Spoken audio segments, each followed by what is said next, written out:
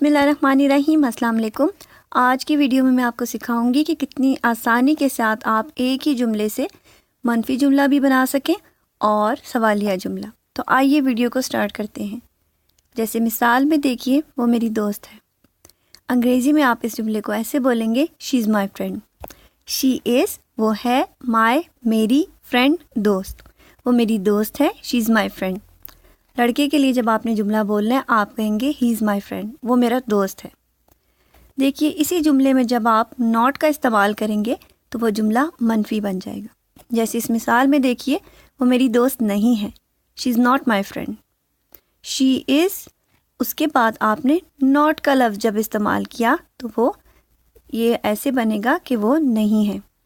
My friend, मेरी दोस्त, वो मेरी दोस्त नहीं है, she is not my friend, वो मेरा दोस्त नहीं है, he is not my friend. ठीक है, जब वो आपने बताया कि वो मेरा दोस्त है तब आपने कहा है ही इज़ माई फ्रेंड।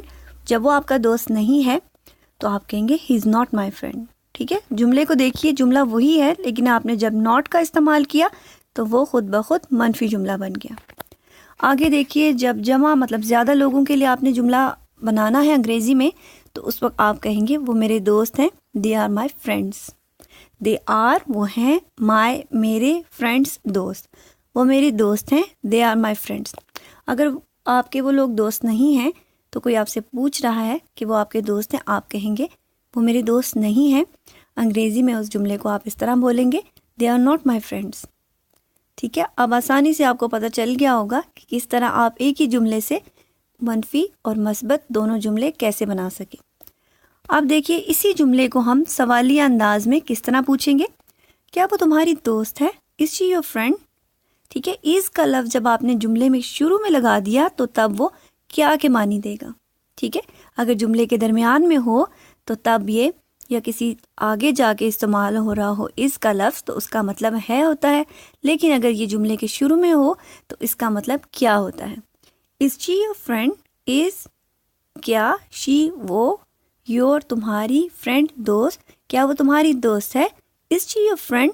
लड़के के लिए इसी तरह आप इस जुमले को बोलेंगे, इज़ ही योर फ्रेंड, क्या वो आपका दोस्त है। और जमा मतलब ज़्यादा लोगों के लिए आप इस तरह बोलेंगे, क्या वो आपके दोस्त हैं, आर दे योर फ्रेंड्स। देखिए, आज आपने आसानी के साथ सीख लिया कि एक ही जुमले को आप किस तरह से मस्बत अंदाज में, मनफी और सवालिया अंदाज में किस तरह अंग्रेज़ी में बोलेंगे, ये मैंने आपको इस वीडियो में सिखाया है। अपना ढेर सारा ख्याल रखिएगा। अल्लाह हाफ़िज़।